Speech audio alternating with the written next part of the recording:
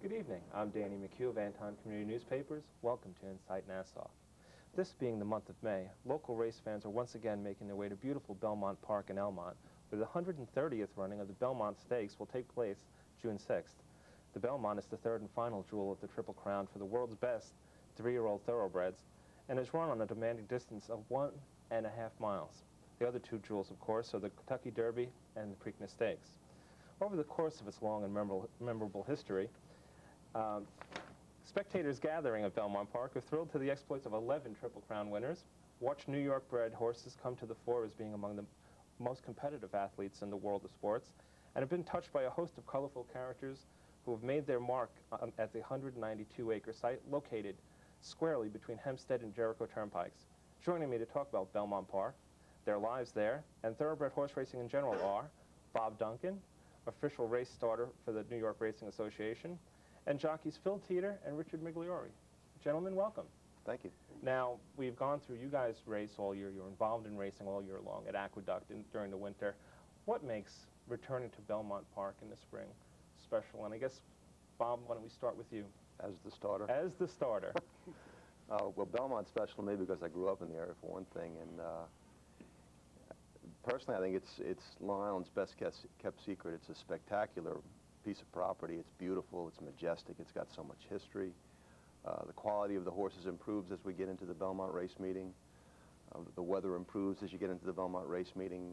There's just so much to look forward to, a long spring of great racing, and it leads us right into the Saratoga meeting. Right. Phil? Like Bobby said, one thing I like about it is the weather. You know, it gets a lot warmer, and it's a lot nicer to ride, you know, and it's a lot nicer to go out to the races when there's nice weather, and better quality of horses starting to come up from Florida. Right. Also, I won my first race there, so I like it there a lot. Now, Richard, this year's Aqueduct meet, it wasn't all that cold. One thing as we were anticipating going into the fall meet was that you guys were starting to get, you know, oh, it's getting to be winter, it's going to be really cold. It wasn't that bad at Aqueduct this year, was it? No, Aqueduct this year was actually very mild. And this year the track surface seemed to hold better during the winter. I guess we had less of that freeze-thaw kind of cycle. But it is exciting to get back to Belmont. You know, we're at Aqueduct for so long. We're there 6, almost 7 months. Right. And it's a very functional racetrack. It's a very safe racing surface, but it's concrete and steel. Now you come to Belmont and it's trees and flowers and kind of back to nature and back to the way I think horse racing was meant to be, more of a kind of majestic sport. Belmont Park's a beautiful place, and nothing like the feeling of opening day when you walk up the ramp going towards the jockey's room and you get that light breeze coming from off the main track and that sweet smell in the air. You know you're at Belmont, and it's really nice. Now, you're a local resident. You live in Floral Park, so do you feel more of an attachment to Belmont than even, say, to Saratoga?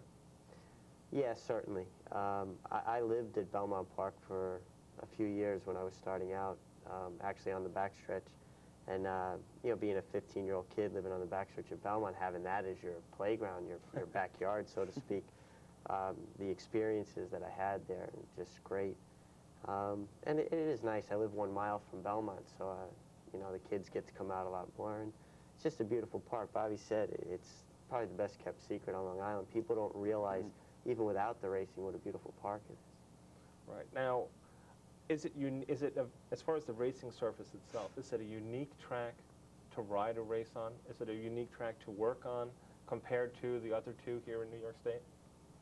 Well, it's a unique track in the whole of the United States, in the sense that it's a 1.5 mile racetrack, and you just don't have that many racetracks. You don't have any racetracks that big in the United States. So you get a lot of one-turn, 1 1/8, 1 1/16 mile races, where other tracks, those would be 2-turn races. And it tends to be a very forgiving racetrack, a lot of cushion.